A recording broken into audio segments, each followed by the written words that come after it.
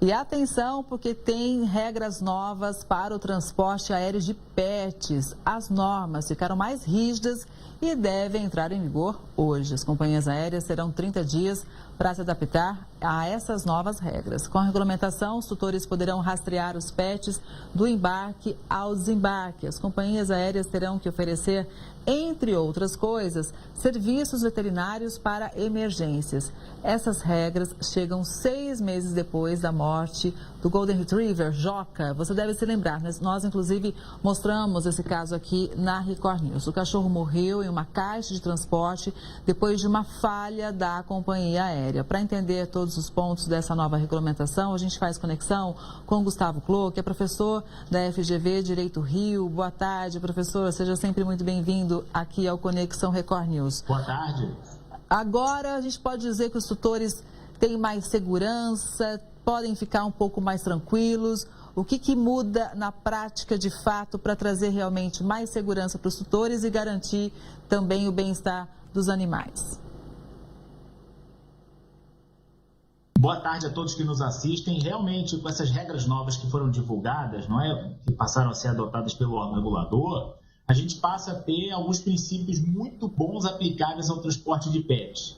Os pets vão poder ser transportados com mais segurança, com rastreabilidade, vai ter que haver transparência na informação aos donos dos pets, né? Eles vão ter direito de saber exatamente o que está acontecendo com o seu animal, vai existir suporte veterinário, não é, para o pet que vai ser transportado. Tudo isso contribui para que a gente melhore o serviço que é prestado à população. Na sua opinião, professor, faltava realmente essa segurança toda, né? Existia realmente um problema ali, algumas lacunas que deixavam muitas vezes os tutores na mão, literalmente, né? Muita gente às vezes nem conseguia embarcar, por exemplo. Totalmente faltava essa regulamentação. O que acontece? A gente tem um caso famoso, né, de um rapaz que faleceu o cachorro dele e a companhia aérea simplesmente não o informava, tá? Ele só descobriu horas depois, um caso que foi amplamente noticiado por toda a imprensa, inclusive pela própria Record News. E só muitas horas depois foi possível descobrir que o pet havia morrido nesse transporte, né? E esse transporte também aconteceu porque o pet dele não foi adequadamente rastreado, ele foi para o destino errado e depois foi mandado de volta. E quando é mandado de volta, o pet não é vistoriado por um veterinário para ver em que condições que ele está, ninguém olha efetivamente o que está acontecendo com ele, o dono não sabe que o pet foi extraviado. Tudo isso, esse caso é bem padrão, ele é bem modelo no sentido de tudo que se quer evitar. E aí todas essas medidas que foram tomadas, que me parecem bastante benfazejas, elas vêm exatamente para evitar o extravio de pet, o falecimento de pet e dano causado a pet no transporte aéreo.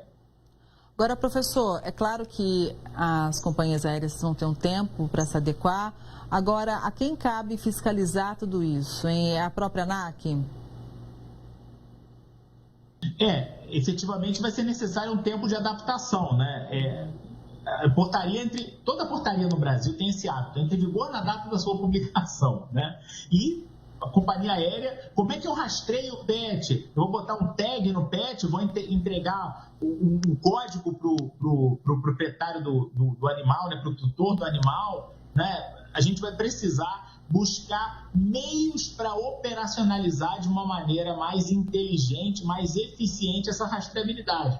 Não estou dizendo que é simples, mas é algo que precisa ser implementado. Eu tenho uma melhor assistência, não é, em relação ao pet, ter um controle de qualidade mais rigoroso, que é algo que a portaria também traz, né? Isso tudo é mais fácil de implementar de imediato. A questão da rastreabilidade imediata do pet, a gente vai ter que verificar como ela vai ser implementada. Porque vocês vejam bem, né, nossos aí assinantes que assistem a Record News, né? Quanto tempo a gente tem problema com rastreabilidade de mala?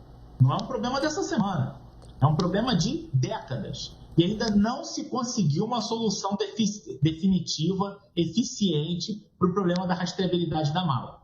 A questão é que o pet é um ser vivo, né? E ele precisa ser rastreado em tempo real.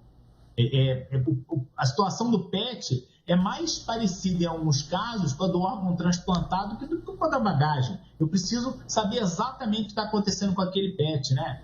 E só uma lembrança que eu acho importante, né? Essa preocupação toda diz respeito principalmente aos cães de grande porte, né? Porque um pet muito pequeno, um cachorrinho pequeno, um gato, você bota na gaiolinha e leva na cabine. O animal grande não, ele vai dentro do bagageiro do avião. E aí ele está submetido a grandes riscos, né? Então me parece que é muito adequada essa medida que foi tomada. Exatamente. Agora, professor, acho que vale a gente trazer aqui para a nossa análise a seguinte questão. Esse caso do cachorro Joca teve uma grande repercussão, tanto é que agora as normas ficaram mais rígidas, ou seja, o próprio país tomou uma decisão, né? A gente se mexeu em relação a esse ponto do transporte dos pets. A gente poderia também criar a mesma mobilização para outros assuntos da sociedade que são tão importantes quanto? É que existem pautas que ganham uma certa simpatia, que repercutem mais fácil. Essa pauta dos pets é uma pauta do momento, não é? Outras pautas que não são tão do momento, talvez não chamem tanto a atenção. Sem querer comparar, mas você tem um número muito grande, por exemplo, de crianças transportadas sozinhas em voos, porque tem pais separados, porque tem que cumprir regras de visitação em outro estado. Em que estado, em que circunstância essas crianças estão sendo transportadas? Bem, mal, mais ou menos? Eu não sei dizer.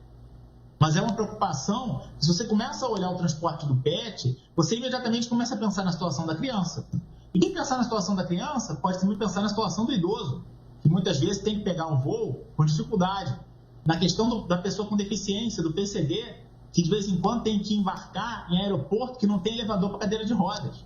E aí a pessoa é carregada para dentro do avião, carregada para fora do avião. Então, obviamente, a gente pode começar pensando do PET e olhar numa coisa muito mais ampla, que é a qualidade da nossa estrutura aeroportuária. Exatamente. E lembrar que muitas vezes, né, as normas, as leis, elas são criadas depois da demanda da sociedade, né? Então, muitas vezes a sociedade fica esperando passivamente que algo aconteça, quando muitas vezes o caminho deve ser o inverso. O senhor concorda também ou não, professor? Concordo que a sociedade precisa pressionar. É fundamental que a gente lute por essas mudanças, né? Só existe direito do consumidor, que no final das contas é um amparo de tudo aquilo que a gente está discutindo aqui, porque o Ralph Nader, né, que é um político americano, na época era muito mais um militante social do que um político, decidiu criar lá há 50, 60 anos atrás as primeiras associações de proteção de defesa do consumidor. Quer dizer, é sempre do movimento da sociedade que os direitos nascem. Exatamente. Então vamos seguir sempre atentos, lutando pelos direitos e melhorias, né? Tudo muda, inclusive os nossos direitos, as nossas necessidades também, mas precisamos estar ali atentos. Professor, foi muito bom te ouvir, viu? Obrigada pela análise, uma boa tarde, até a próxima. Muito obrigado, boa tarde a todos. Obrigada mais uma vez.